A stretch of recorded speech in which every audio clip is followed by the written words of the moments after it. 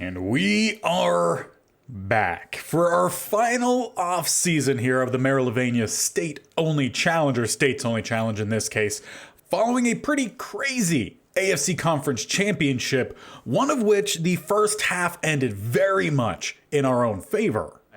Kenny Pickett throws. This time we find the touchdown. As they look to rumble, Carroll, he coughs it up and we dive on it. Down the middle, DeMarcus Lawrence back in the game, but Saquon is into the end zone. Seconds are at the 36. Up top, it's picked off. Jumping up, skying up is Nick Cross. As it's up top, that's for Boyd, who gets the touchdown on one play. But come the fourth quarter, things would implode in a massive Madden way and ended our season. It's a play action. Carroll finds Olave down here as he spins, he throws, and he throws the pick. This is gonna be a pick six. Why does Kenny Pickett always have to ruin the fun? Being up multiple possessions ourselves, and what did Kenny Pickett just do? They will look to pass, and it's another touchdown thing happen here. Or it's going to be another pick. It's Stevenson down the middle who shakes the tackle of Cansey and tacks on another.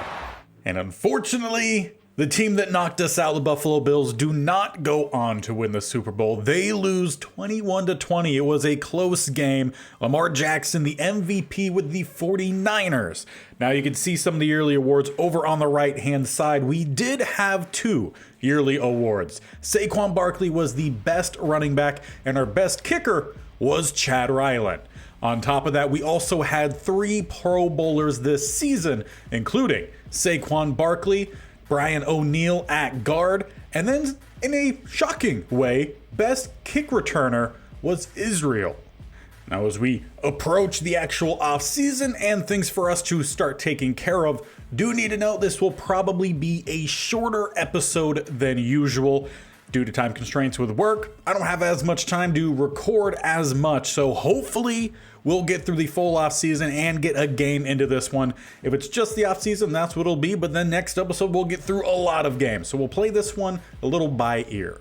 Now, the first thing we've got to get done is negotiations. We have a lot of cap space, and we just have 1 year left, so it doesn't really matter if we put ourselves in a bad spot moving forward, because we just have this final season. But Joey Porter, Saquon Barkley, Kenny Pickett even, we've got some big names here we need to re-sign, as honestly, it's pretty much our entirety of offense and some key guys over on the defense as well.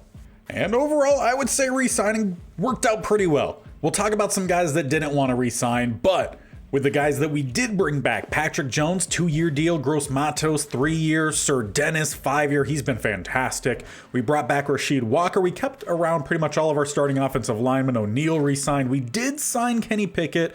I'm still not sold on him being our starting quarterback for this final year. We will see how the two quarterbacks we have in Pickett and Halen do in preseason. We did re-sign Saquon Barkley and Joey Porter, so the main guys all stick around. Now, we weren't able to get the contract signed with everyone. Chigakonkwo, I don't know if he was just looking for more money, just all in all, we didn't quite align. Look to bring him back into open free agency. Feel the same with Chris Godwin. We need as many receivers as we can get. Hassan Reddick we'll look to bring back as well. KJ Hamler, I chose to move on from, and maybe we'll look to bring him back. We'll see what the open market has. Tyler Boyd, he regressed a lot. There's other guys who I think deserve that opportunity. And then we had some defensive linemen and an offensive lineman in Donovan Smith all regress well below 70. And hopefully we could find some guys to fill out that role. Now, getting over to open free agency, it wouldn't quite go as we were hoping, but we did bring back some players. Okonkwo is returning. We are bringing in Darnell Savage, and I signed him as a safety corner hybrid.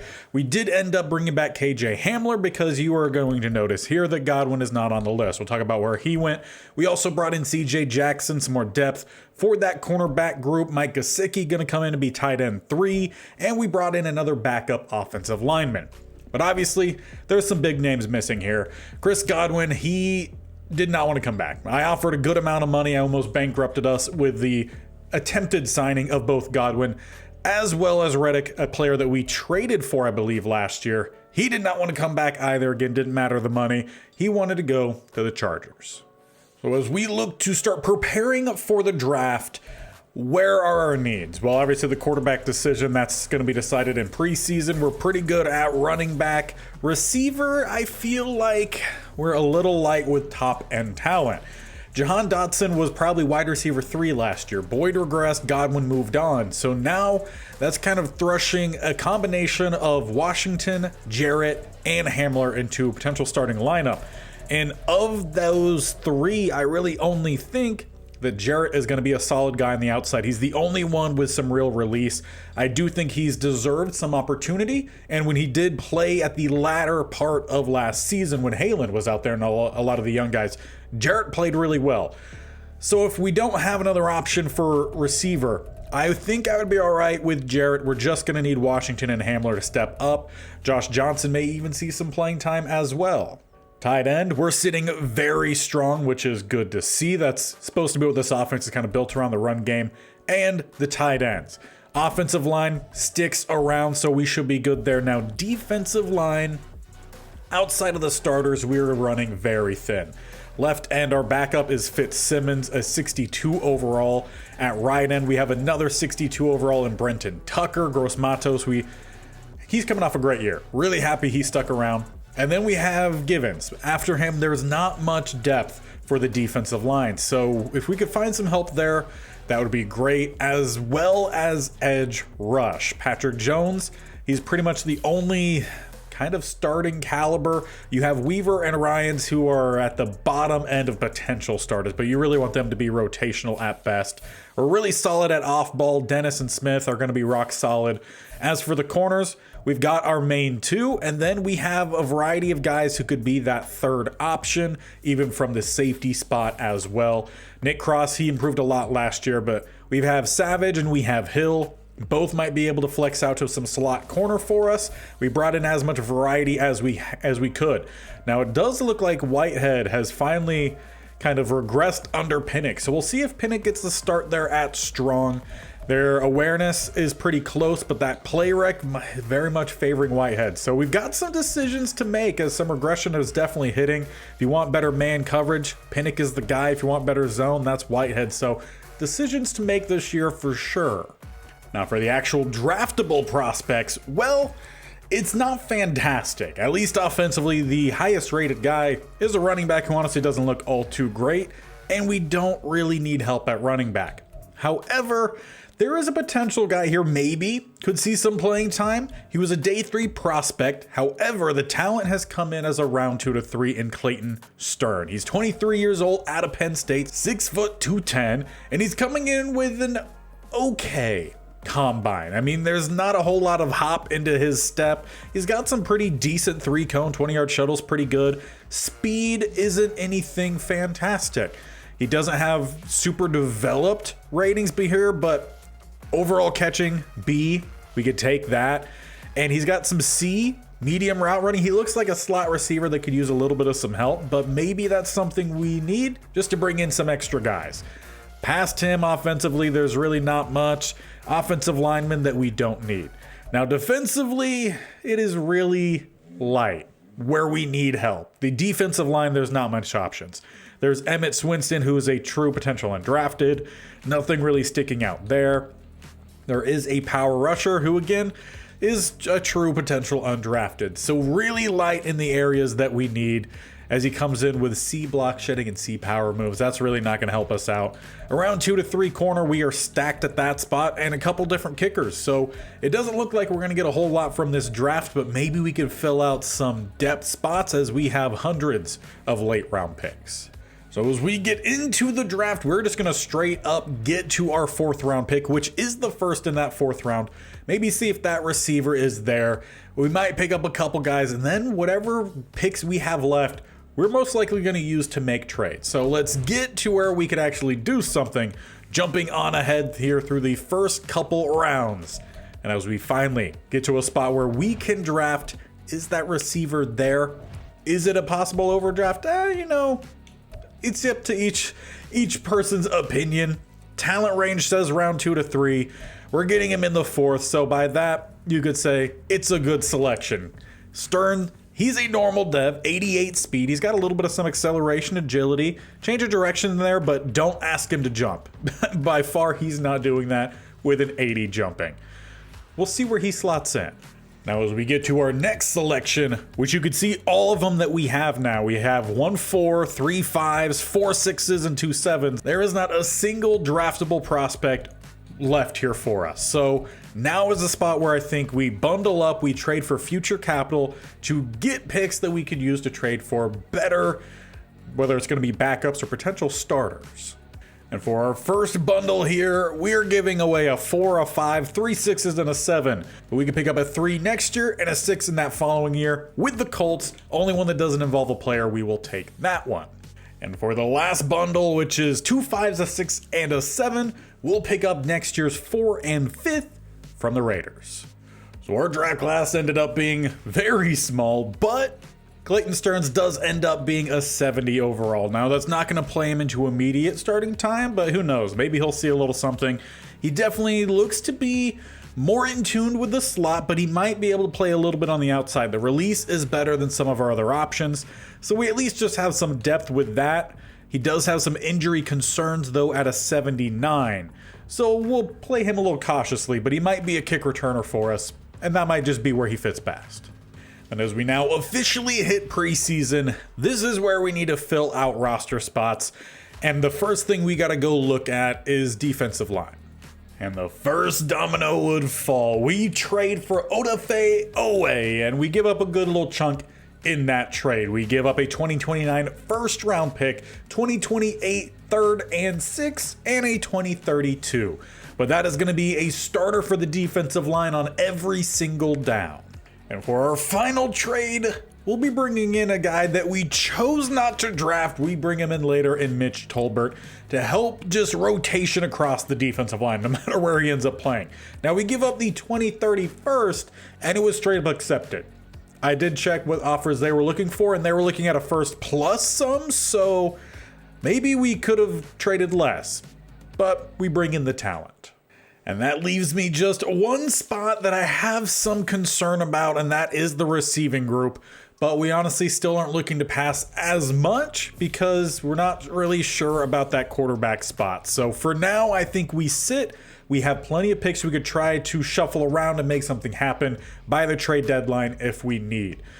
But across the board, I think we definitely helped out the defensive line. Now we're going to have Cansey play a little bit of all over the interior of the defensive line. Gross Matos, I think he might be doing a little bit of the same, because now on the outside, we're going to have Patrick Jones and we're going to have Owe and Tolbert. So we have a little bit better depth, rotation now to that spot, and plus just the DB group in general has a bunch of players who can rotate around as well. So this is the best team we could possibly field.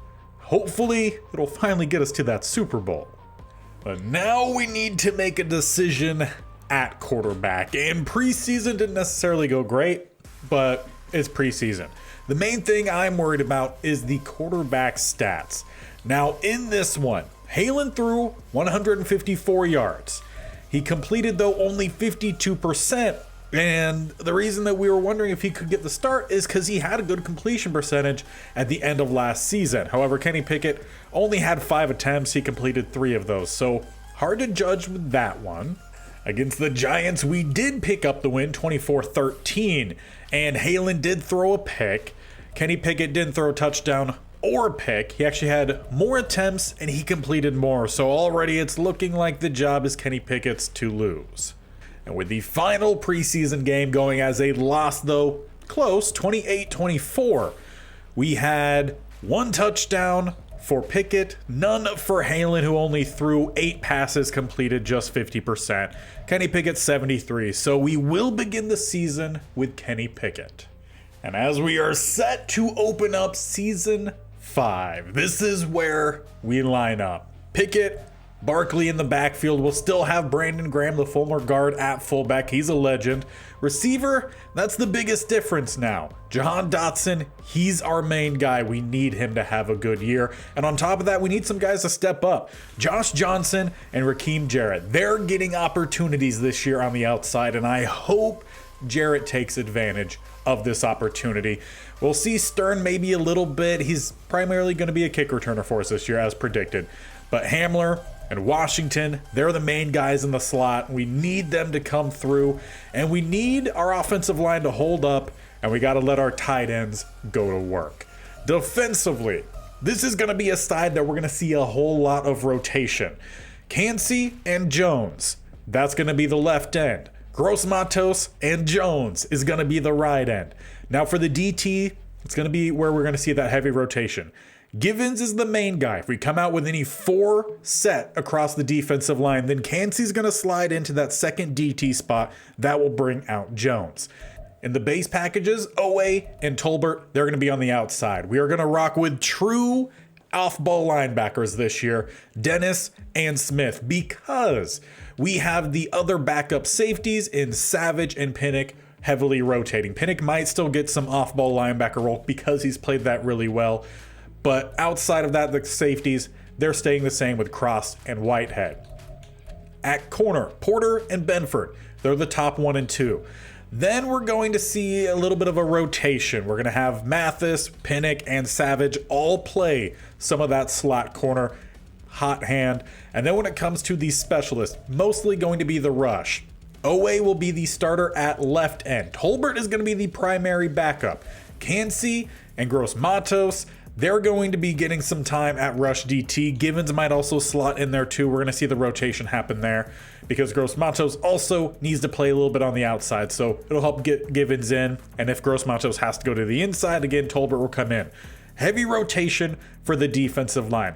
Additionally, if we need some help with the depth for the outside linebackers, we are going to see Sir Dennis play a little bit out there as well. He's got 77 finesse moves, which is why he's been so good in the blitz. So we're shaking things up. We're asking a lot of some of our better players here on defense, and hopefully they come on through.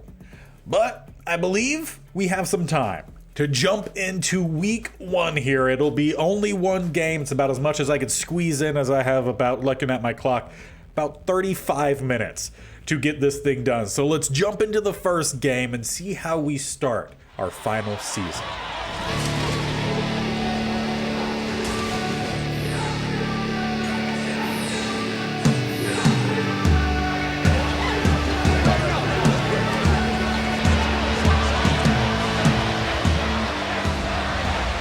Begin on offense on the road in Detroit, and we start with that heavy set. Brandon Graham to help lead the way. Saquon, he's going to pick up a good chunk here. 15, 20, a whole lot more to go as no one is going to close him down until inside the 20. Dragged down at the 13, play 1 goes 62 yards. I bet no one had that on their bingo card as we got going. If we could capitalize off of it, all the better. Down to the 13, we go back to Saquon. He looks for a cut down the middle and down inside the 5 to the 4. 2 carries, 70 yards. I'd only think it'd be fair for him to finish off this drive with a touchdown, but he heads to the sideline. I understand him needing a breather. Pinnock, he throws, and it's a dropped touchdown for Jarrett. Now, I'm not going to harp on him too much because Godwin had plenty of those drops, especially in the postseason. 3rd and 2. It's a scramble, juking into the end zone. Kenny Pickett gets it done on 3rd as we start our season with a touchdown drive. One heck of a way to get things going here. Now defense, can we start off hot as well? It's a spread look for the Lions. Though they hand it off down the middle, they get by the first couple rounds of players. It's a gain of 15 as Mitchell takes the handoff. Already not the best look there with the true linebackers at off ball. Didn't get much of anything from the D line as well. They go back down the middle. Once again, there's space, but luckily coming from behind is the tradee in Tolbert. He'll be wearing 92 this year. 99 is Owe, the 2 new additions. As it's 2nd and 8, hard count, no one jumps. First pass goes downfield, and it is caught. Ritter to DK goes for a gain of 14. They're into plus territory now with multiple receivers down below. A little play action. Ritter, he lets it fly to the sideline. Now in the postseason last year, we did not get as much pressure as I was hoping that we would have. Need that to have a massive resurgence for sure. Though we've got some cover guys downfield to help. Spinning though, finding the throw, juking by, picking up the first down. Some shifty moves there from Palmer. We'll keep the Lions drive going. We had Gross Matos and one other providing some pressure, just didn't get back there in time. 1st and 10. Another play action, swing it out, breaking through one, but Gross Matos gets the tackle. Benford, quick read, just needs to clean up the tackling. But for the Lions, Freiermuth gives them 3. So 2nd and 7 under center. Ritter drops back. We bring a blitz. They pick it up, swing it out for Freiermuth. Down goal to go at the 9. So far, both offenses starting off pretty hot. 2 receivers up top, 2 tight ends below. They will hand this one off. Not much space there that time. Whitehead gets stuck in. He started to make a few more plays later on last season. Need him to continue on where he left off. Same goes for Cross at free. 2nd and goal, back down to the run. Good stop there, Brandon Smith. He made some good plays here and there last year, now given more opportunity. Need him to step up with it. Otherwise, it's going to be Pinnaker Savage coming in at that spot. As speaking of DBs even, it is Joey Porter getting the INT. Well, the defense bends massively, but forces the turnover. Now we're jumping in here the next offensive drive following a 20-yard catch by Jarrett. We're into plus territory. As Pickett, he's going to look to rumble. Jarrett gets a block. Just get down safely. We don't need any bad fumbles. We've seen awful turnovers from Pickett. That's what cost us in the AFC. But he gets us down to the 21 here. And if he ran a little bit more perhaps in that championship game, maybe the turnovers wouldn't have happened from the throws. I'm sure that was definitely something worked on in the offseason. We maybe have time for one more play here. If we get the snap off, no, we'll let it hit the 2nd quarter. The first ultimately went pretty well for us, trying to double our lead. Saquon right down the middle, another gash, about a gain of 10. He already is just 4 yards shy of 100. The running game can really find its form, get the heavy tight end work going, use the receivers occasionally. That's where this offense will best fit. Saquon, he cuts towards the top, not going to find the angle to the end zone, but gets us down to the 3 as Alexander Ballard injured for the Lions. So we'll see one of their young guys or just depth guys in general have to step up here as we throw. We find Jahan Dotson coming in on the slant. That'll give us a 2-score lead here early in the 2nd quarter. And as we move forward, it is now Saquon close to 200 yards following a 97-yard touchdown. He takes it from the 3, and we take a 3-score lead. And as we move even more forward, inside the 2-minute warning here, we have a chance to go up 4 scores come the end of this half.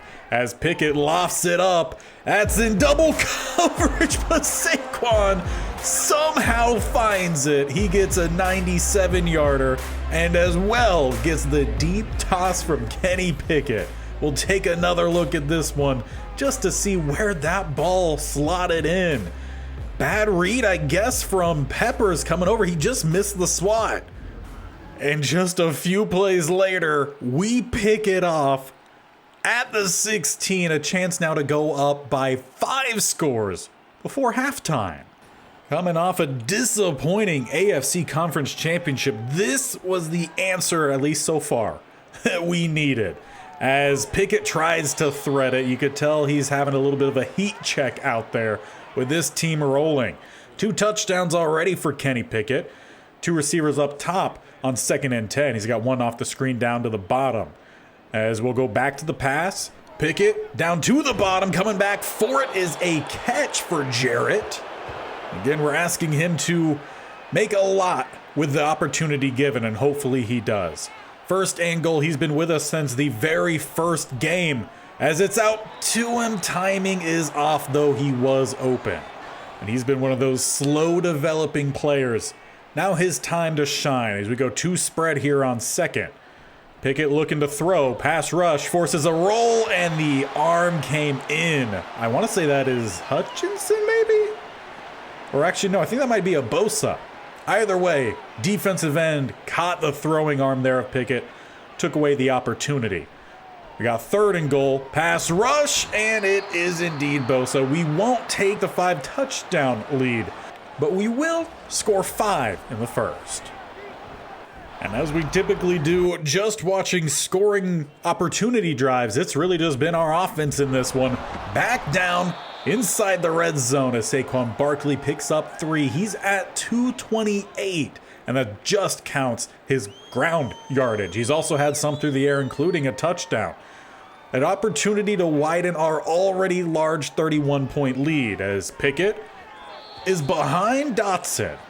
While everyone else seems to be having a fantastic game, Pickett is a little bit iffy. He's only at 50% completion. And some has just been him straight up missing his targets. He finds Jarrett this time, unfortunately, for Jarrett. So does Collins. Picks him up, slams him down, but we pick up a first down in the process at least. Down to the 11. We could pick up another fresh set of downs just inside the 1 as well. As we go play action, Pickett will decide to rumble. He finds the edge, though does not find the end zone. Spun down at the 1. 4 rushes, 41 yards, and another touchdown for him. So while the throwing has been a little bit iffy, he's gotten the job done on the ground. That part is great. That's where we want to attack primarily. Keep things as clean as possible as Saquon is in for another. Widening this lead now 38-0. And now the moment we've been waiting for, a little bit of some defensive action for the first time in this entire second half. Lions into plus territory. Can they find something here? Give us an opportunity to watch our defense? Well, Austin Corbett is injured on the missed throw from Ritter. We'll bring up 2nd and 10. They got 2 receivers down the bottom, 1 up top. We've done great locking them down. They've got some good guys offensively. As we knock that one away, Joey Porter.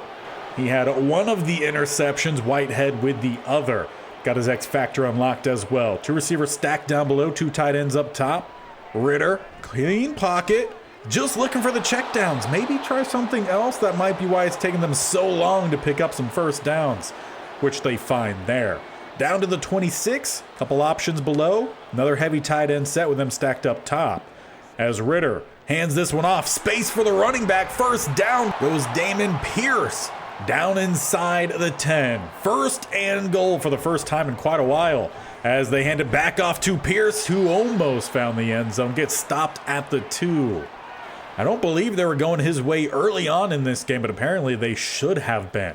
2nd and goal, shotgun look, though back to Pierce, who will shove through Dennis into the end zone. The Lions break the shutout in the 4th quarter. But our offense is just not giving up. Driving yet again, all runs so far this drive as Stallings checks in and he takes a big hit from Collins. And Stallings has had a few amount of carries in this one, 6 for 25, but he's not out there for long. Saquon back in. Honestly, he probably should be on a touch limiter considering that we are up 31 points. But back down the middle, he will ground and pound, picking up 4. He is closing in on 300 rushing yards. He needs about 30 more as we hit the 2-minute warning. But if we hand the ball off to him all the way down to the end zone, he might hit that 300 mark. If you heard that bang, I punched my desk there on accident. 4th and 1. I kind of want to get this one to Saquon. I mean, at this point, you're already up 31. An opportunity at a 300-yard day? And that's just rushing. Saquon is denied. Lions will put an end to this one. All in all, that was a massive statement game here, and it's not like the Lions don't have good players. They are a well-built team, had X factors, superstars on their side, but a 38-7 domination as we come ready to play in week 1. Well, what a fantastic way to open up this season, and with about 10 minutes for me to spare. Now let's go over this one real quick. Kenny Pickett only had 110 passing yards. Surprisingly, this one, 2 touchdowns. He completed 53%. Again, his passing wasn't anything crazy. Big swing was the fact we picked off Ritter twice, one of which was limiting a touchdown. And then, of course, Saquon Barkley. 24 carries, 276 yards, 2 touchdowns. On top of that, we also had Kenny Pickett rush 1 in as well.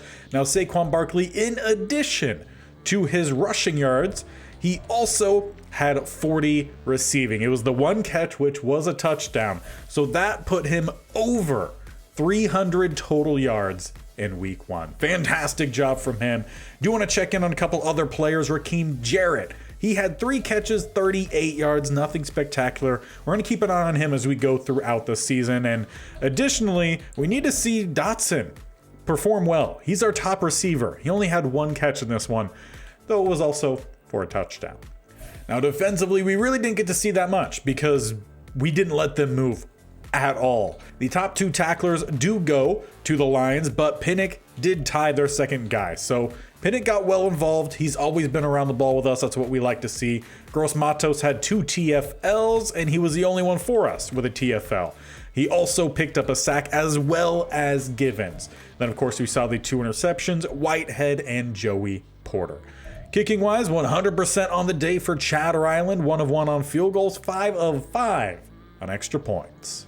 So as we look to have another playoff push, one that must end in a Super Bowl win, otherwise the challenge fails season 5, make sure you do not miss how we go about. Hit that bell icon on the bottom right or scroll down, hit the sub button, and definitely tap that bell icon. This series every single Tuesday and Thursday. Next time we're going to get through a good chunk of the season. If the team just keeps playing every single game like we played this one, then we might get to the postseason next time. It's all up to how the team plays.